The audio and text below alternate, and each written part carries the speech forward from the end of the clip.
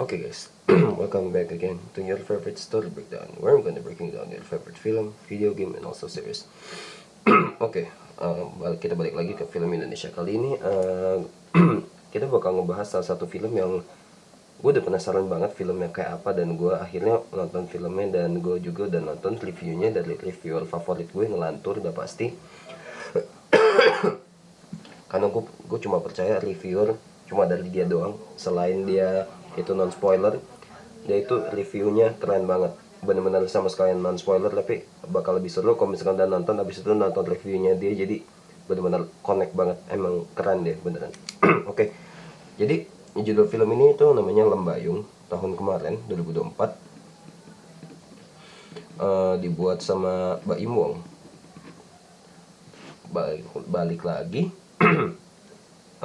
Kenapa gue pengen nonton itu, karena ini apa, di situ Ngelantur dibilang dia loncat sampai 3 kali di bioskop. Nah, gue penasaran dong, kan kebanyakan horror Indo kan kebanyakan sampah ya kan.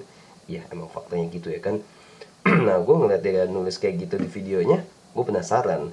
Gue nggak bakal nonton video dia sebelum gue nonton filmnya, dan ternyata gue tonton filmnya, dan inilah hasil analisanya.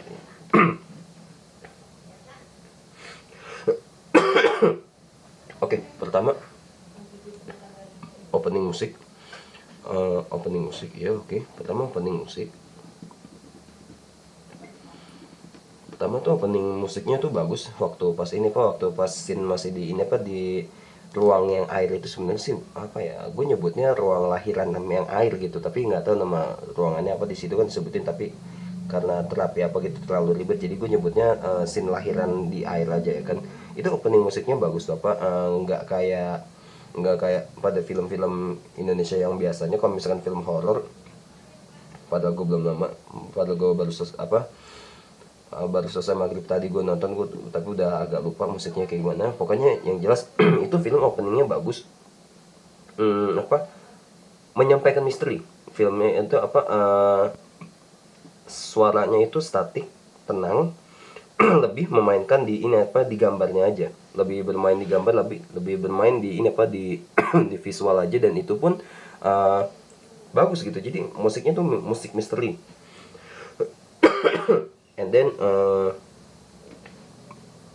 berserakan juga. Jadi ya musiknya itu misteri banget. Musiknya misteri dicampur lagi sama scene-nya tuh. Scene-nya itu kan ini apa, cewek itu kan, si Anna Jobling itu kan mati bunuh diri kan, gantung diri kan, yang kita tahu pertama. Terus habis itu diliatin diliatin tuh di situ berserakan barang ya kan. Terus habis itu ada lagi sampai ini apa, ada ini apa, alat pemotong rumput tuh yang didorong kayak gitu. Gue bilang, wah ini apa kok sampai ada pemotong rumput segala. Jadi maksudnya apa nih, pasti ada sesuatunya dong. Nggak mungkin lu taruh itu barang di situ tapi nggak ada hubungannya sama yang mati di situ. Dan di situ bagus sih apa, memancing rasa penonton pengen tahu itu. Sampai ada ini apa, alat pemotong rumput, itu openingnya bagus tuh. Oke, dan yang kedua, opening cerita ya flashback ya kan. Kan itu kan pertama situ kan kita lihat kan ini apa sih, si Anna Jobling itu kan gantung diri tuh matinya. Terus habis itu ada flashback terus ini apa, flashback ya udah. Karena ini apa, ceritanya dimulai langsung udah ada salah satu tokoh yang mati. Kebanyakan emang cerita kayak gini langsung flashback mengenai apa yang terjadi. Terus ini apa, flashback sebentaran, terus habis itu maju lagi ke cerita ini apa, masa yang akan datang. Dan gue rasa itu sah-sah aja, karena kebanyakan emang film kayak gini sih cara bercerita yang efektif, dan ini tuh nggak membosankan. Semua orang bisa mengerti ini, cuma bisa menjadi membosankan kalau misalkan penulisan sama eksekusinya tuh salah. Oke, selanjutnya apa? Oke, scene tantri itu kan bengong di suatu tempat ya, gue nggak tahu disebutnya itu kayak gerbang besi ya kan. Itu shotnya bagus coy. Itu shotnya bagus, roll of third-nya berasa banget. Ini apa, dia itu ada di tengah, udah gitu warna color gradingnya itu wah enak coy, bener-bener. Jadi waktu pas pertama itu kan, sebelum kan sebelum ini Pak, sebelum di shot si Anna Joblinya lagi di gerbang, ini kan gerbang besi gini ya, kan di shotnya udah dijauh dulu kan, misalkan ini gerbangnya di sini, nah ini shotnya diambil dari sini dulu nih, terus asli welasnya di sini, gue lihat di situ, wih itu selain istilahnya tuh secara pemandangan dan secara fotografi pun itu yang gerbang besi kayak terbengkalai kayak gitu, itu keren coy. Udah gitu ada lagi asli welas, udah gitu color gradingnya, ih enak banget, mantap, gue suka color gradingnya. Terus habis itu ini kan di shot lagi tuh antri lagi bongong, nah itu juga bagus tuh di situ. Gelap sama terangnya tuh imbang, udah gitu di situ dia tuh color apa, raw of third-nya tuh berasa banget, dia ada di tengah sini gitu loh. Oke, dan abis itu oh iya, kita balik lagi ke ini apa yang gue sebutin sebelumnya. Nah, kan scene Tantri duduk itu kan shotnya bagus ya. Si Tantrinya duduk di atas, udah gitu asli Welasnya di bawah. Nah itu tuh gue tuh ngeliatnya tuh di situ kayak ini tuh kayak sejenis kayak film-film Eropa gitu loh. Film-film Eropa yang ini apa, yang mengenai tema persahabatan kayaknya tuh sering banget ya kan. Satu teman di atas nih lagi sedih, teman satu datengin buat nyenengin. Ini gue rasa nih ini enak banget nih dilihat komposisinya, udah gitu ini apa, color gradingnya lagi-lagi enak coy, itu kayak film tema persahabatan ala Eropa gitu. Jadi gue rasa itu enak sih. Jadi ini buat awal-awal nggak main-main gitu, karena dari color gradingnya aja udah enak banget gitu. Oke, oke. Kan di sini ada ini apa, salah satu tokoh yang kita tahu kalau misalkan ini ya biasanya ada di film komedi kan, di ini apa, Ibu Asri Welas ini ya kan. Nah di sini tuh ini apa, dia tuh make upnya tuh berasa banget beda, karakternya pun beda, udah gitu kontras banget dari yang biasanya dia tuh karakternya komedi, dan itu di situ dia tuh jadi karakter yang 180 derajat, itu benar-benar beda, seakan-akan kayak alter egonya. Dan itu tuh gue bisa ngerasain karakternya bener-bener, jadi bagus tuh emang. Emang aktris ya. Nah kita balik lagi mengenai warna. Nah ini grading rumah sakit ya, rumah sakit atau kan namanya klinik ya kan, tapi kliniknya gede juga ya, rumah sakit atau klinik ya, tapi kliniknya gede juga ya. Nah ini di bagian di gradingnya di klinik juga enak banget gitu gue liatnya gitu apa, perpaduan antara gelap terangnya apa, bluish alias kebiruannya itu juga oke banget gitu.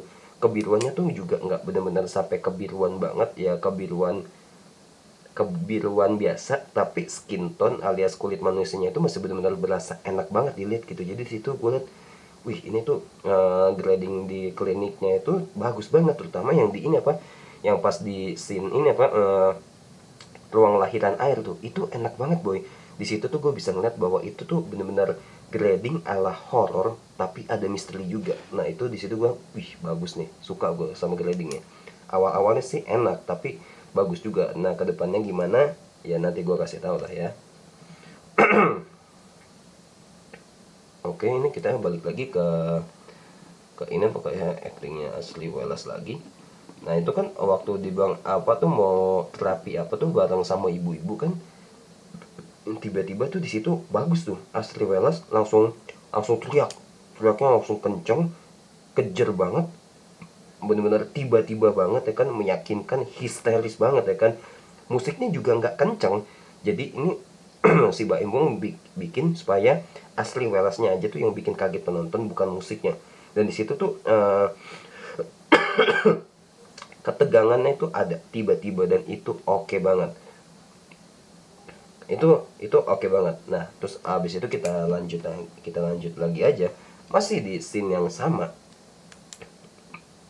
Itu kan masih di menit ke-6 ya. Sebenarnya sih gue agak sedikit menyayangkan ya, scene yang dimana Ashley Wallace itu dia teriak ya, karena itu ternyata dia cuma kaget sama kecoa doang, kecoanya udah gitu gede ya kan. Ya gue bilang sih ya oke sih, itu sih masih bisa ini apa, masih bisa dipahami ya. masih bisa dipahami, dan gue sendiri masih bisa memaafkan gitu loh, karena ini tuh masih scene perkenalan. Kalau misalkan dari buku penulisan skenario yang gue tahu tuh, 10 menit pertama tuh seharusnya tuh ini apa, dunia dunia dari film yang kita tonton tuh dikenalkan. Tapi ada juga yang bilang bisa fleksibel gitu. Jadi ya gue rasa ini karena 15 menit baru nonjol apa, filmnya, judul film yang baru baru kelihatan, jadi bisa gue maafin lah. Itu masih sebagai perkenalan dari karakter, jadi oke sih. Nah, ini kita masih di scene yang sama kan. Situ kan ini apa, di scene yang sama itu kan ini apa, ibu-ibu itu kan ngelihat ini apa, lihat Tantri gantung diri kan, ngelihat Tantri gantung diri. Nah sayangnya ya, di bagian ini, sayangnya di bagian yang ini ya, si si Ashley Welles-nya itu nggak histeris, ngelihat Andri yang gantung diri. Udah gitu pun nggak biasa aja apa, histerisnya biasa aja. Udah gitu nggak ada isakan tangis, nggak ada nangis juga. Jadi ya seakan-akan kayak lu kok ini apa, apalagi kalau misalkan di situ tuh ada salah satu orang tuh yang kerja di klinik itu misalkan lama dan lu deket. Masa ya lu deket sama orang itu tiba-tiba dia meninggal apalagi gantung diri kayak gitu, masa ya lu nggak ada kesedihan sih, nggak ada histeris. Jadi gue rasa kebalik sih, seharusnya Ashley Welles-nya itu teriaknya itu pas di bagian di sini nih, pas di bagian ngelihat Tantri gantung diri.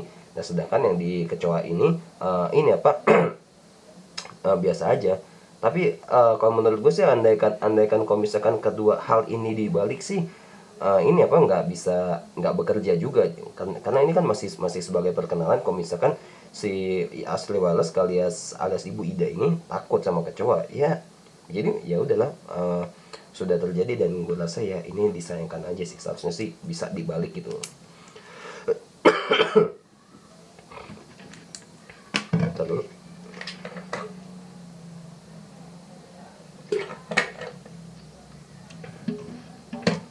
oke, habis itu kita oke, balik lagi gue ngomongin masalah warna, color gradingnya ya. Nah ini tuh grading di dalam bis, udah gitu sinematik alam, aktivitas warga desa itu juga bagus coy, gue suka tuh. Di situ pas di bis terus udah gitu apa, kameranya keluar itu, apa, alamnya dilihat gitu kan, sinematik alam, nggak terlalu terang banget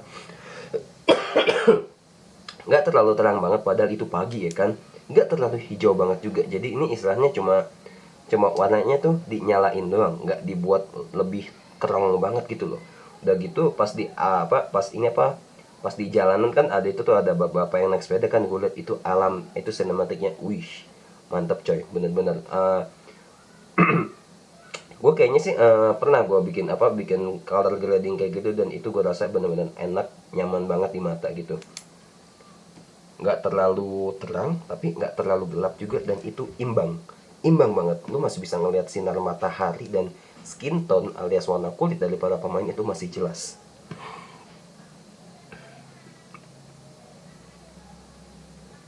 Iya, nah sekarang kita ngomongin masalah ceritanya ya. Dikarenakan ceritanya ini cuma adaptasi dari thread viral, lagi-lagi ya, dari thread viral. Sebenarnya sih ini ya, apa yang menentukan cerita adaptasi itu sukses apa enggak sih, ya tergantung dari seberapa kedalamannya. Alias gini loh, sebelum ada KKN di Desa Penari, cerita adaptasi itu kan pasti selalu dari ini apa, dari novel-novel ya kan, atau enggak dari cerita pendek gitu kan. Nah itu tuh hal yang masih bisa ada kedalamannya. Misalkan dari novel Laskar Pelangi, misalkan dari novel itu 630 halaman, kita tuh bisa ngambil sekitar 140 halaman.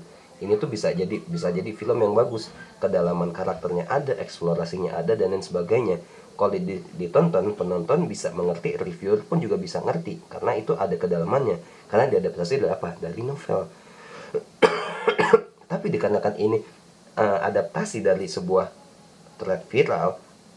Awalnya klinik ini 5 tahun ditutup, ya ini template cerita horor banget cuy, sebuah bumbu yang sangat manis.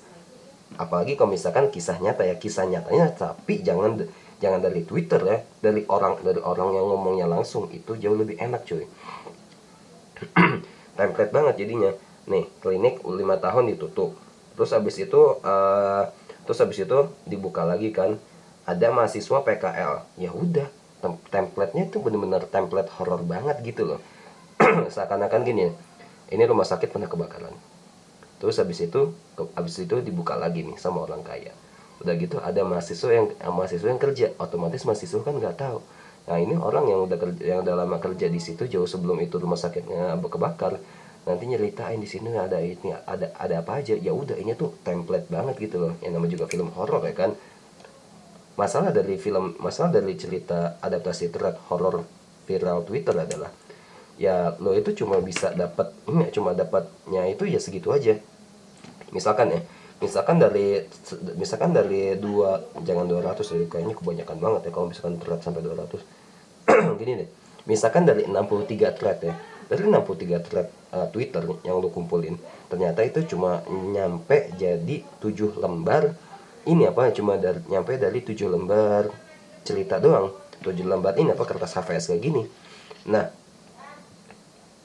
kan kebanyakan kalau misalkan cerita, namanya juga cerita pengalaman asli kan, ya udah, apa, kita tuh menulis yang spontan, apa yang di depan mata kita, kecuali kita membuat sebuah cerita. Nah kalau misalkan kita membuat sebuah cerita, itu otomatis kita semuanya itu kita buat, kita pikirin, ada kedalaman dan lain sebagainya. Nah karena ini merupakan sebuah hal yang spontan, yang jadi istilahnya tuh ada yang nggak penting sama sekali lo masukin di situ. Jadi kalau misalkan dibilang filmnya jadinya nggak begitu bagus, ya jangan disalahin sutradaranya, karena bahan awal ceritanya juga nggak mendukung coy, nggak begitu bagus gitu loh, karena cuma dari thread viral doang. Kecuali dari pengalaman satu generasi keluarga 6 orang ceritanya beda-beda. Nah ini lebih enak lagi, masih bisa lu gali lebih dalam lagi tuh.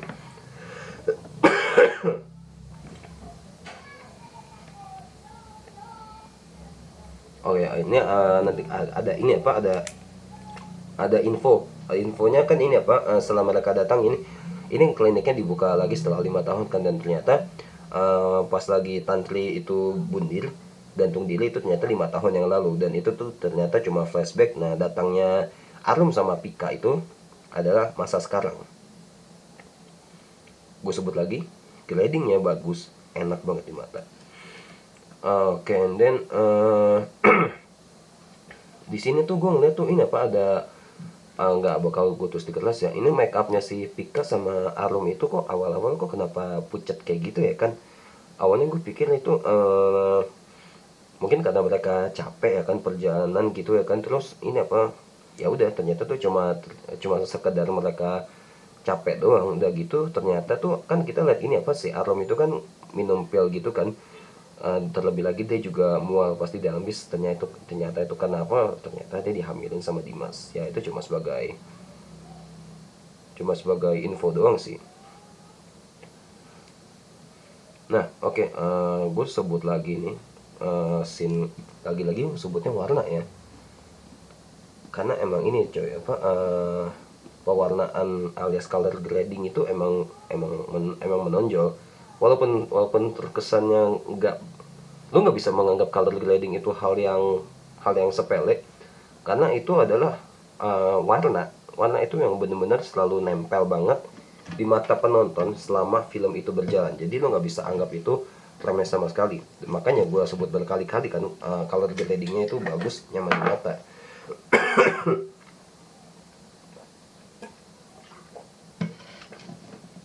Oke.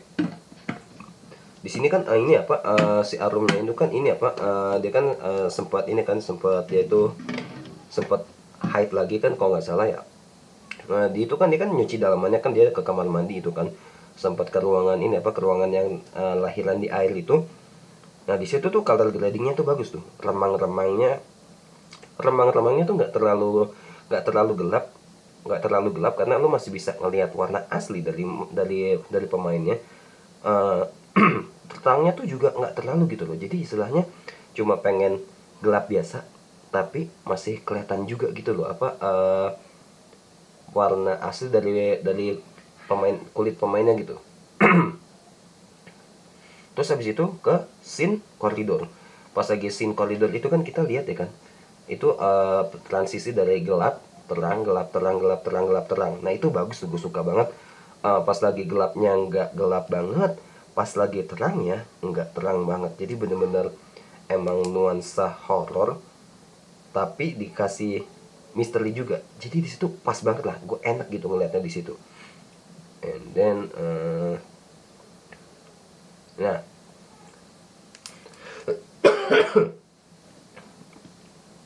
ini yang ini apa, gue lupa sih namanya, terapi apa, gue nyebutnya ruang lahiran air, ruang lahiran di air, ruang lahiran di air. Nah itu ruang lahiran di air itu creepy bos, tempatnya bener-bener. Itu kan tempatnya kan dikasih apa, dikasih gorden, terus ini kan ada bathtub gitu kan. Wah itu creepy sih, bener-bener apa, creepy, serem banget gitu. Kalau andaikan gue ngeliat situ gue udah kabur duluan kali. Udah gitu ditambah ada bekas tanah, air menggenang, tambah lagi ada serang laba-laba. Jadi kayak bener-bener wow, ini tuh menandakan ke bahwa tempat ini serem bos, tempat ini tuh serem. Udah ada tanah, air menggenang, sama sarang laba-laba tuh artinya tuh udah menandakan kalau ini tuh tempat serem gitu loh. Dan gue tuh ngerasa bang, wah anjay lah, ini tempat serem. Bagus sih pemilihan tempatnya. Nah, terus abis itu kita ke ini apa, masih di ruangan yang sama, masih ngomongin hal yang sama. Ini kita masih ngomong di warna. Nah itu kan pas lagi di dalam di toilet itu kan ini apa, kita ngeliat ada bias lampu oranye di ini kan, di belakang badannya ini kan, belakangnya Arum. Nah itu kan ada warna oranye ya kan. Nah di situ tuh gue tuh nangkepnya ini loh pak, ini tuh isyarat penggabungan antara scene serem biasa aja, scene serem sama scene biasa aja. Maksudnya scene biasa gini loh pak, scene biasa tuh perkenalan dari tempat, dari karakter dari tempat ini. Jadi itu scene serem tuh ya maksudnya tuh emang scene horror, scene biasanya itu maksudnya tuh scene eksplorasi. Nah itu tuh penggabungan yang gue tangkap ya. Itu kenapa ada warnanya tuh oranye, karena merah campur kuning tuh jadinya oranye kan. Dan gue rasa ini lah, jadi kayak merah itu menandakan scene horror, sedangkan kuning itu tuh masih aman alias scene biasa aja. Jadi digabungin jadi ini apa, jadi digabungin jadi warna oranye. Dan gue rasa itu maksudnya dari lampu itu adalah gue ngasih tahu lo dari lampu oranye ini bahwa scene ini tuh sebenarnya scene penggabungan antara scene biasa sama scene serem gitu. Terus gak jauh dari itu ada scene ini apa, tangan, scene tangan, tangan ini apa, tangan yang muncul ini apa dari pintu gitu kan, tangan yang muncul dari pintu. Terus tiba-tiba pas udah selesai hapus gitu kan apa, iya ada tangan tipis. Terus ini apa, ada tangan tipis dari pintu. Nah itu awalnya kenapa ada itu tuh awal banget gangguan mulai. Tapi tuh masih gangguannya tuh masih tipis banget. Kenapa itu cuma tangan asap gitu doang gitu. Itu kenapa. Terus ada Ashley Welles kan di situ kan nepok kan di bagian bahunya di situ. Nah di situ musiknya juga pas, nggak kelebihan juga gitu loh. Oh ya kalau nggak salah ini apa, pas lagi di koridor, pas lagi di koridor itu kan ini apa, scene-nya kan gelap terang gelap terang gelap terang gitu kan. Jadi ini jauh sebelum ini apa, scene masuk di ruangan lahiran air.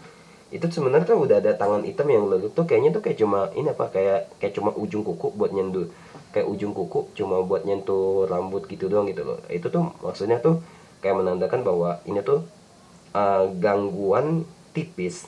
Terus ada lagi gangguan tipisnya, itu tangan yang bentuk asap gitu loh. Nah terus and then pas Ashley Welles muncul, nah itu tuh shotnya juga bagus tuh. Itu disebutnya close up.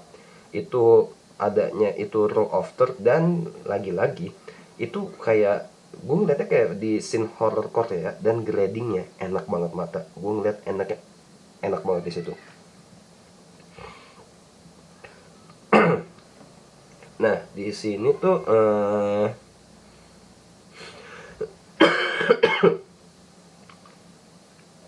di sini kan si Arum ini kan hamil anaknya Dimas ya. Kalau lu tanya ke gua bang, itu kehamilannya berfungsi nggak sih? Hmm, ya fungsi nggak fungsi sih. Kalau menurutku sih ya, kalau gue bilang sih abu-abu. Kalau gue bilang sih nggak harus hamil sih sebenarnya, fine fine aja. Jadi gue bilang sih kayak cuma pajangan nanggung gitu loh. Jadi ya ya udahlah. Mau dibilang itu hamilnya guna, gue bilang nggak begitu guna juga. Tapi kalau misalkan ada gunanya apa enggak, ya nggak begitu. Jadi gue bilang sih hampir, apa ya, gue susah gitu mau bilangnya tuh. Gue sih lebih mengatakan bahwa kehamilannya sih nggak guna, cuma sebagai tempelan doang. Oke. Nah ini kan ini si pasien cewek ini kan si Anna Jobling ya, alias si Tantri itu kan.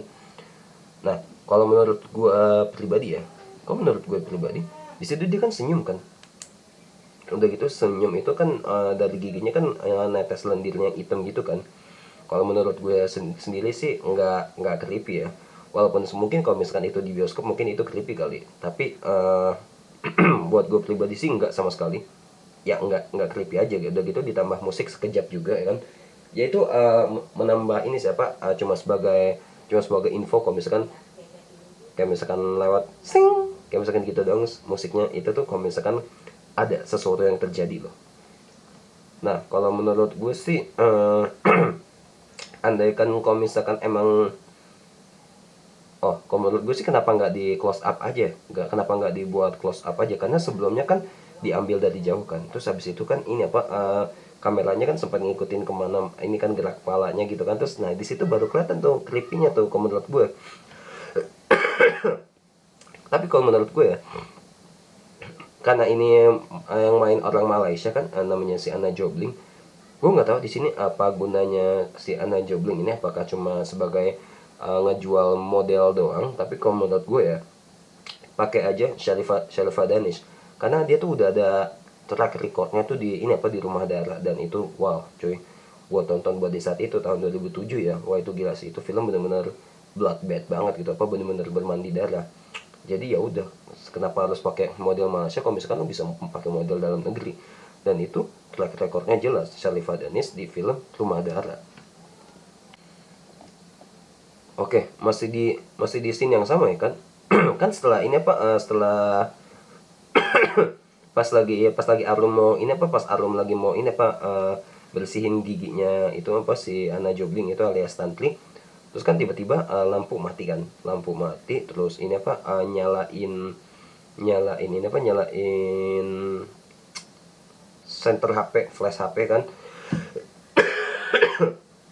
Di situ tuh ada menurut sih kenapa ini apa, kenapa flash HP-nya itu nggak menyinari semua mukanya dari ini apa dari Tantri ya.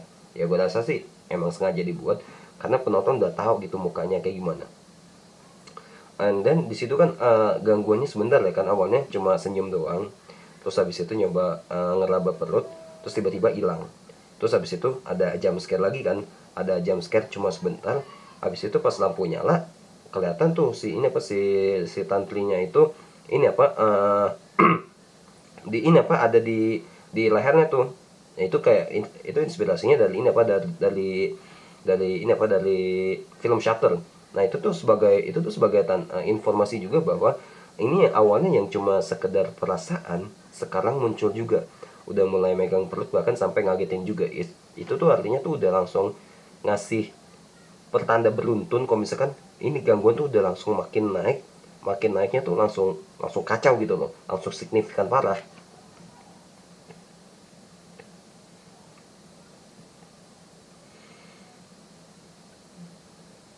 Oh ya, kita bahas lagi yang sebelumnya, yang ceweknya jumpscare kenapa mukanya nggak kelihatan ya kan, seharusnya sih kelihatan dulu ya, tapi karena mungkin penonton udah tahu kayak gimana jadi ya udahlah dibuat cepet aja gitu kan. hmm, Orang bilang sih senyumnya creepy ya, jadi kalau misalkan senyumnya creepy, make upnya polos kayak gitu, ya udah sih, jadi nggak usah ditambahin make up sih. And then, nah, masih di scene yang sama, di saat semuanya baik-baik aja, pas lagi lampu udah nyala kan, ternyata di leher nangkring. Nah itu tuh bagus tuh ya, ternyata tuh emang walaupun kan cuma bentar-bentar doang ya, tapi tuh intens walaupun sebentar. Nah itu tuh itu kenapa tuh kalau misalkan di film horor ya, lebih bagusnya tuh lu kagetin sedikit demi sedikit, tapi lama-lama lu semakin memuncak. Nah itulah apa jadinya tuh bagus, lu bisa ngagetin penonton, dan penonton tuh mau nonton itu film sampai akhir.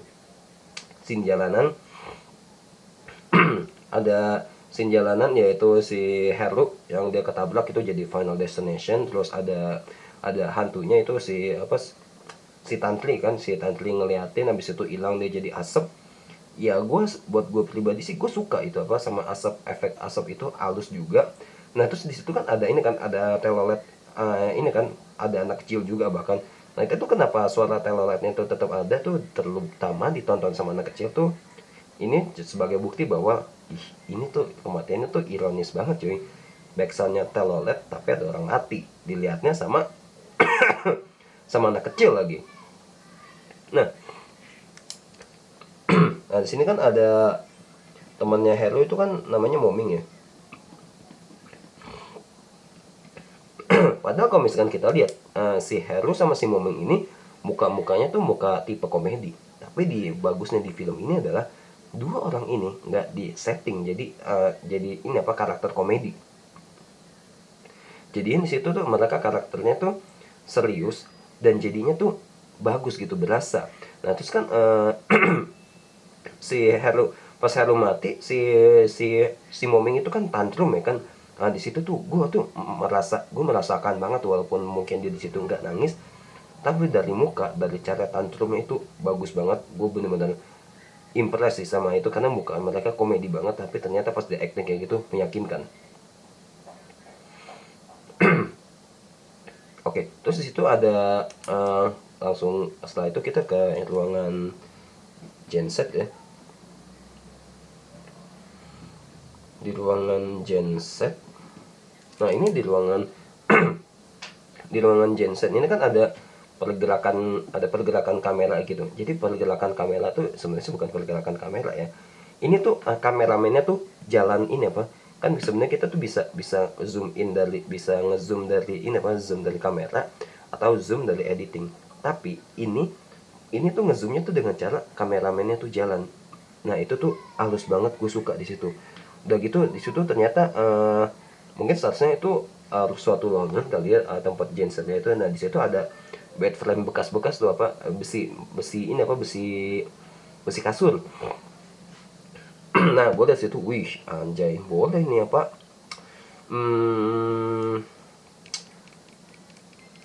apa sih, jadi serem gitu kelihatan kalau misalkan emang rumah rumah sakit bekas atau yang bekas ditinggalin gitu kan. Terus ada ini kan, ada dialog ini apa dari si Moming bilang ini apa, udahlah tempat ini tuh udah gak bisa dihancurin, emang tukang aja pada sakit gitu loh. Ya ini cuma ngasih tau dong kalau misalkan tempat ini ya ini apa, ini tuh tempat ini emang angker gitu loh. Terus habis itu, nah ini masih di ruangan genset juga. Nah di sini kan ini apa, si Tantri ini kan ngerayap ya. Si Tantri itu kan ngerayap dari belakang, itu dibikin gelap ya kan. Gue awalnya mikir kenapa harus dibuat gelap gitu sih. Gue sempat mikir kenapa nggak tiba-tiba ini aja apa, sebagai ada kilat gitu kan. Tapi gue bilang nggak nyambung gitu, nanti apa, nggak nyambung tiba-tiba dari ada kilat. Tapi gue bilang ya udahlah, bisa gue maafin. Dan ternyata dibuat muncul dari bawah tuh, gue bilang oh oke lah, masih bisa ini apa, masih bisa dimaafkan. Kenapa itu si tantrinya itu ngelayap dari belakang dalam keadaan gelap. Udah gitu di situ pas lagi teriak, ekspresi mukanya ini apa, si Moming itu benar-benar meyakinkan banget kalau misalkan itu dia emang takut, kaget ngelihat setan gitu. Karena mukanya dia tuh muka-muka komedi, bukan muka-muka kelihatan serius gitu. Jadi pas gue ini tuh meyakinkan banget gitu loh. Nah gue kan udah sebut kan apa, film horor itu seharusnya gangguan hantunya itu kan sedikit demi sedikit aja. Nah ini tuh gangguannya itu konstan. Gangguannya itu stay dengan volume yang sama, sedikit demi sedikit. Nah, sedikit demi sedikit. Nah, habis itu lama-lama semakin naik tuh. Nah, terus pas lagi di scene jembatan ini apa, jembatan batang pohon ya. Awalnya sih gue nggak merasakan ada ketegangan sama sekali ya sama di situ. Seharusnya di situ dramatik juga ada karena itu tempat menjanjikan banget. Nah, terus pas dia lagi nyebrang, tiba-tiba dia jatuh ke bawah. Itu tensionnya tuh lemah banget di situ, lemah banget di situ. Terus tiba-tiba ini apa di ini kan dia tuh di ini apa ditarik tuh dari bawah. Nah itu tuh baru tuh berasa tuh yang tadinya istilahnya cuma cuma seujung kuku doang tensinya, tiba-tiba pas ditarik tuh wah langsung nih seluruh jempol nih, yang awalnya tadi cuma seujung kuku langsung dramatiknya naik sampai sejempol gitu. Nah di sini ini apa gue tuh ada satu maksud, ini kalung gunanya buat apa sih. Nah di situ kan ini apa dia bilang kan ini apa, aku bertahan tuh karena uangnya. Oh jadi ternyata tuh ini apa liontin kalung itu tuh setempat dia naro pesan kalau misalkan dikasih ke Bu Ida alias si asli welasnya itu. Nah dia bilang aku bertahan karena uangnya itu, ternyata dia itu dibunuh apa, dia tuh disuruh sama dokter Teto alias si ini apa si Aresa Loka buat ngebunuh, tapi supaya nggak ngomong itu dikasih uang gitu loh.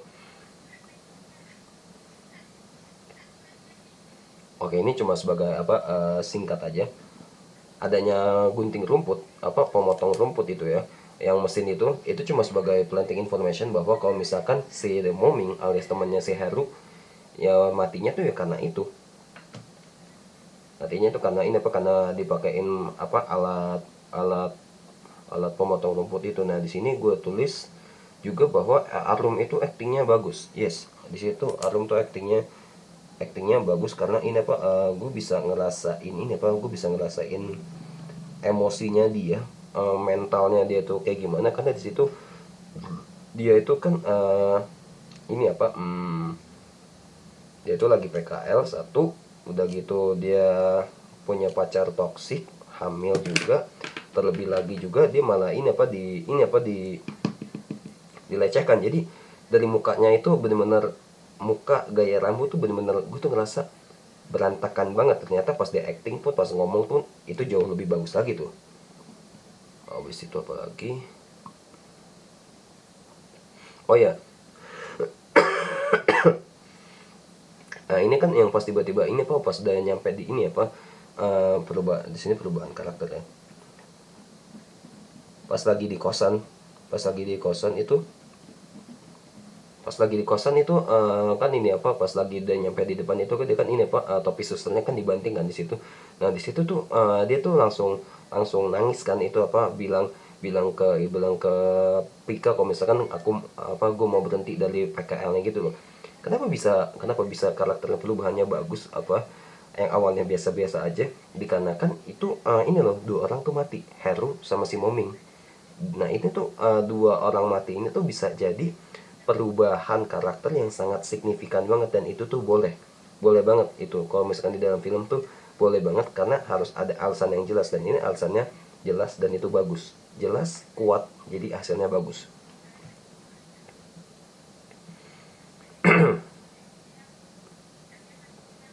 Oh iya, iya. Gue awalnya waktu gue nonton film itu gue nggak ini apa nggak tahu goal need desire-nya si Arum ya. Jadi apa sih yang dia inginkan di dalam film ini? Oh ya ternyata dia cuma katakan apa ya, ya cuma mau lulus lah. Kan kalau di ini apa? Kalau si Pika kan jelas kan, kalau si Pika jelas kan, aku pengen lulus, aku biar aku bisa bantu ibu gitu kan. Nah, and then nah itu kan scene malam tuh. Scene malam itu kan ini apa, si Pika itu kan dijilatin badannya sama ini apa sama si tantri gitu kan. ketika itu badannya dijilatin, ya itu tuh sebenarnya tuh creepy coy, sebenarnya tuh creepy, serem. Tapi masalah gue satu, cuma di mukanya si Anna Jobling itu nggak menjual yang namanya keseraman.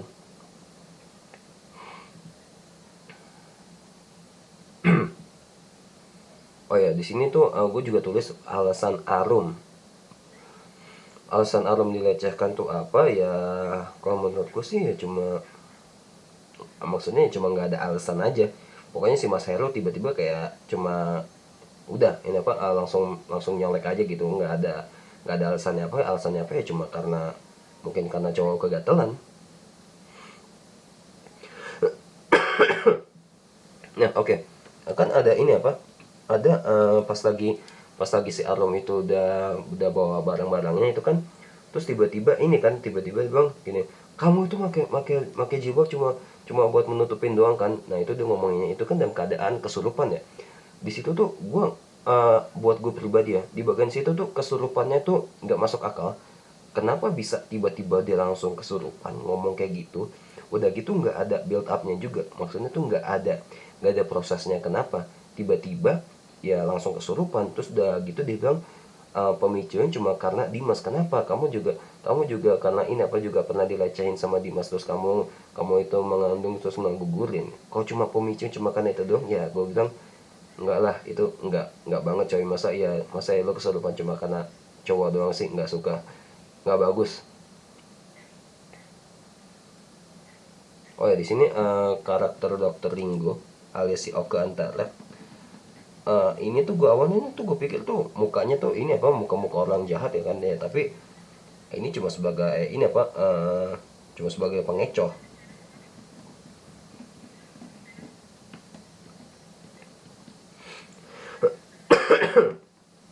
Oke.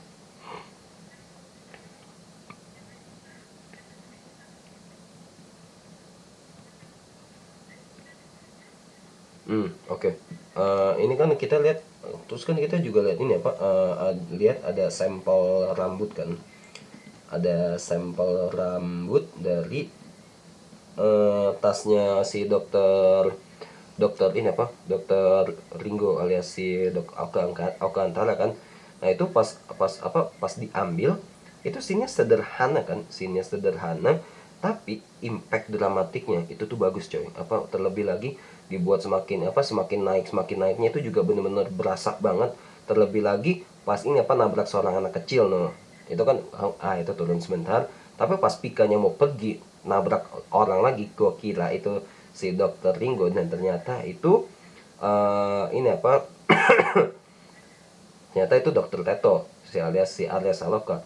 Jadi tuh pas diambil itu tensinya tuh naiknya perlahan-lahan, dan itu tuh jadi penanda kalau ini tuh kita tuh udah bukan di tahap yang beda lagi nih dalam penceritaan. Barang kecil, ya istilahnya kan barang kecil ya kan, cuma apa ya, istilahnya cuma cuma seukuran tangan gue paling kan, tapi efeknya besar buat di film, di cerita itu. Oke, nah di sini tuh gue juga memuji ini ya, si Arya Saloka. Awalnya ya gue biasa lihat dia itu kan dari ini apa, dari film-film FTV ya. Actingnya cuma ini apa, cuma acting yang cinta-cintaan biasa gitu ya kan. Jadi istilahnya ya lu nggak usah nge-hire aktor yang profesional banget buat ini apa, buat menunjukkan kalau misalkan ada cinta-cintaan begitu.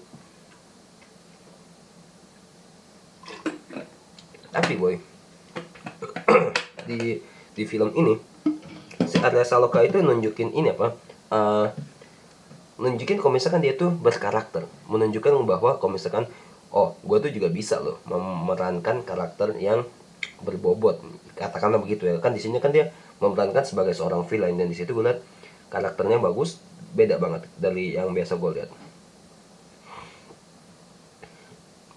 Oke, yang gue rasakan dari setengah dari film ini ya apa, horornya itu sebagai tanda gangguan, dan juga maksudnya tuh sebagai munculnya masalah. Jadi sutradara si Baim Wong, gue kasih setengah film, 1 jam pertama dari film ini adalah gue ngasih ke penonton ini loh masalah yang harus lo hadapin. dan seterusnya. Itu maksudnya tahap penyelesaian. Kan ini film kan 2 jam 3 menit ya. Jadi 1 jam pertama itu tuh ngasih ke penonton masalahnya, dan 1 jam pertama penonton diajak buat nonton buat nyelesain masalah yang ada.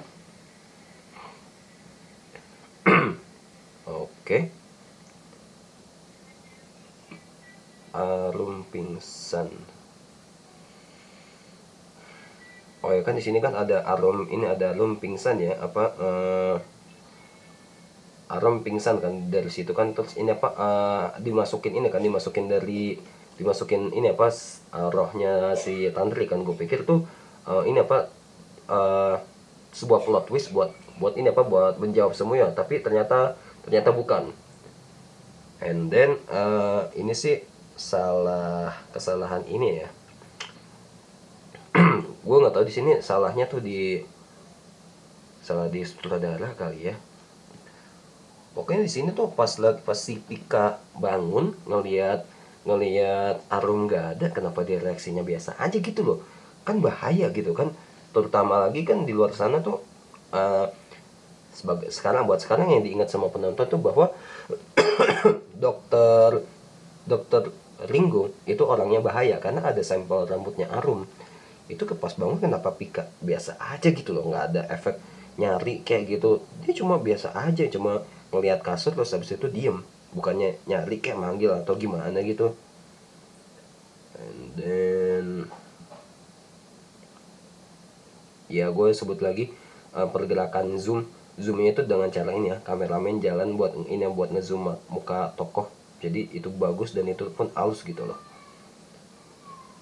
Nah oke, di sini tuh gue sih mempertanyakan ya, mungkin di sini tuh fungsi dari Arum itu hamil kali ya. Di sini kan Arum kesurupan ya, Arum itu kesurupan. Apakah karena dia hamil gitu, apa dia jadinya kesurupan gitu ya? Gue sih kurang ngerti juga. Cuma karena maksudnya si Tantri itu dibunuh pas lagi keadaan hamil. Itu kenapa si Arum ini si Tantri itu merasuki Arum karena keadaannya lagi sama, keadaannya itu lagi hamil. Tantri meninggal pas lagi hamil dan dimasukin pula Arum yang lagi hamil ya. Jadi di sini istilahnya lumayan berguna lah, kehamilan dari Arum nggak benar-benar nggak guna banget, cuma tempelan gitu. Oke, yang kita udah hampir, oh ini udah hampir selesai, bahkan udah 28. Oh ini udah hampir selesai coy, udah sebentar lagi selesai nih, mungkin sekitar 5 lagi apa.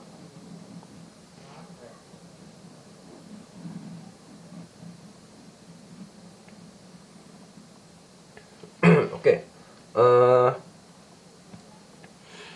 di sini tuh ada fight Teto alias Arya Saloka lawan si Ringo alias Oke Antara.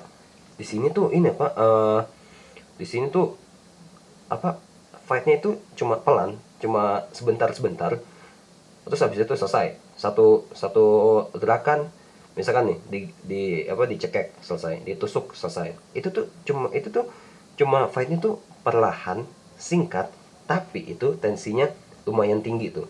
Ngasih tahu penonton bahwa ini tuh kita tuh udah berada di tahap yang lebih serius lagi. Buktinya udah ketahuan siapa yang jahat. Di saat di sini adalah kita udah tahu bahwa si Arya Saloka ternyata dia tuh jahat. Karena ini pas lagi di ruang lahiran air kan si Arum kesurupan itu kan. Nah itu si Arum itu ini kan ngebenamin kepalanya Pika ke dalam air, suruh bilang lihat. Nah disitulah kita tuh akhirnya tuh tahu kalau bahwa Tantri itu diracunin sama Dokter Teto alias Arya Saloka, dan gitu pas lagi pingsan diperkosa juga. Oke, nah kan ini di pabrik gula ini sekarang. Nah ini kita akhirnya tahu karakternya dari si Arya Saloka. Dia bilang kalian tuh suka main-main ya sama kayak bapak. Hah, bapak apa? Bapak lo maksudnya. Dan ternyata flashbacknya ini apa, bapaknya tuh jahat, ibunya lagi sakit tuh pasti disuruh ngelayanin juga gitu loh. Udah gitu kasar ke ibunya. Disinilah kecacatannya. Maksudnya apa? Maksudnya lo kenapa bisa jadi psikopat cuma karena lo ngelihat bapak lo yang jahat sama ibu lo. Bapak lo yang jahat karena pas waktu lagi sakit bahkan harus ngelayanin juga bapaknya. Udah gitu, udah cuma dari ini doang dia jadi psikopat. Terlebih lagi pas lagi ngasih minum, terus tiba-tiba langsung langsung aja tuh apa, nggak bisa napas. Ya seenggaknya kalau menurut gue ya, lu itu ini apa, lu tunjukin dulu bapak lo itu ini apa, ngomong dulu lah. Soalnya ya kalau misalkan emang dia benar-benar seorang psikopat ya, seharusnya dia tuh ini apa, bakal bakal seneng ngeliatin bapaknya tuh mati perlahan-lahan. Tapi justru di sini pas sekali minum baru pengen ngomong satu kalimat udah langsung mati. Ya gua rasa ini apa, karakter sebagai villain ini cacat cacat banget, gak bagus. Udah gitu hubungannya apa gitu, hubungannya apa pas lagi di situ, nggak ada hubungannya kalau gue bilang.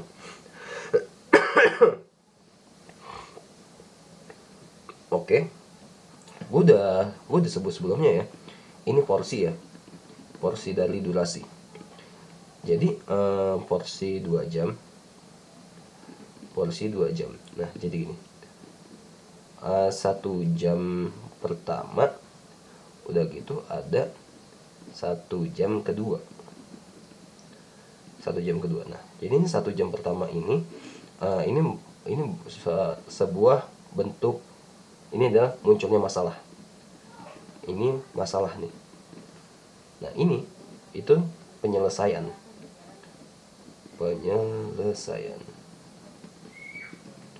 Buat gue di sini porsinya tuh di sini tepat. 1 jam pertama cerita dikasih penonton bahwa ini loh masalah yang lo hadapin, bahwa ada hantu yang meneror 2 mahasiswa magang. 1 jam pertama.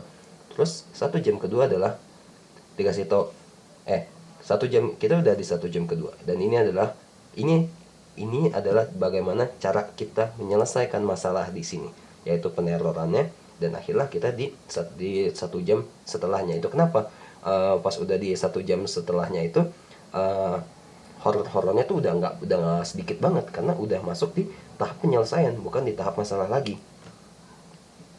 And then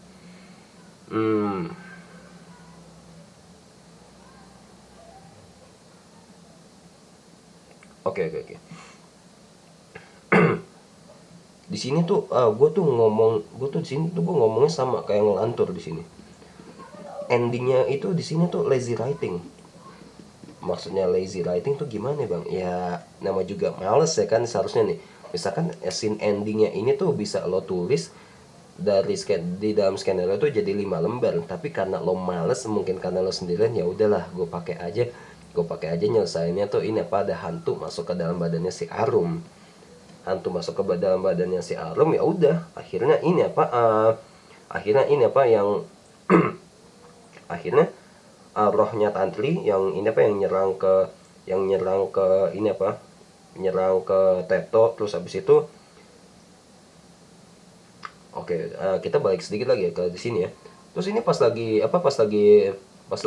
dokter Teto nusuk tangannya si Pika, tiba-tiba nih dokter Ringo nongol dari mana gitu loh.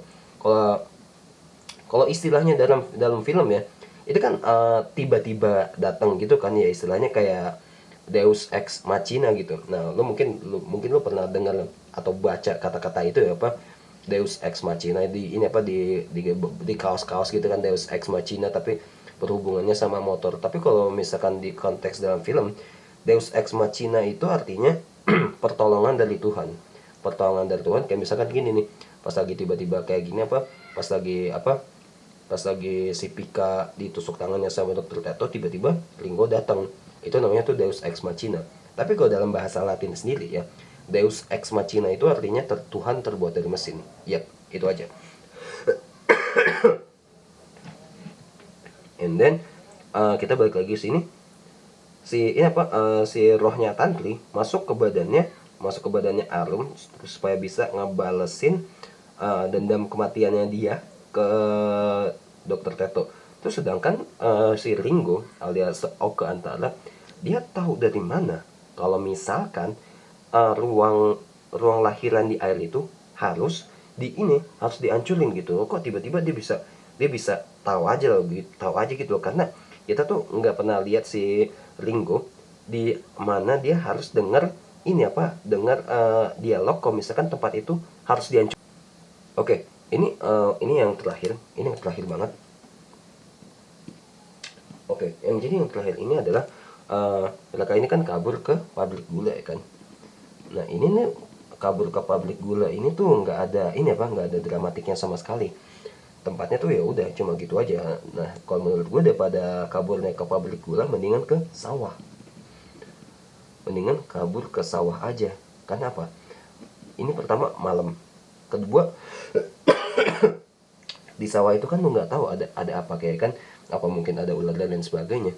Jadi kalau misalkan kaburnya ke sawah, lebih ada dramatiknya gitu loh. Lebih istilahnya lebih menjanjikan lah, ada gelapnya. Jadi semakin gelap, horor ada gelap, jadinya mantap gitu loh. Dan ya udah, inilah 33. Sebenarnya sih nggak 33 ya, kalau misalkan gue tulis semuanya mungkin ada kali sekitar 40-an. Jadi inilah yang gue temukan, hasil analisa gue yang gue temukan dari film Lembayung. Buat 1 jam pertama sih gue nonton film ini, gue ngerasa suka sih. Tapi setelah gue nonton seterusnya kok agak-agak kurang gitu ya. Final score dari gue sih, gue bakal ngasih 6 sih ya. Ya gue bisa memaklumi itu, gue nggak ngehujat banget. Karena ini yang ngebuat awalnya yang ngebuat ini kan Mbak Im Wong ya kan. Dia tuh ya istilahnya tuh cuma pemain doang awal sebelumnya. Dia kan main di sinetron tiba-tiba dia buat film kayak gini. Ya ini dia ada potensinya yang bagus, cuma dia harus belajar lebih lagi lah. Ini buat permulaan ini udah bagus.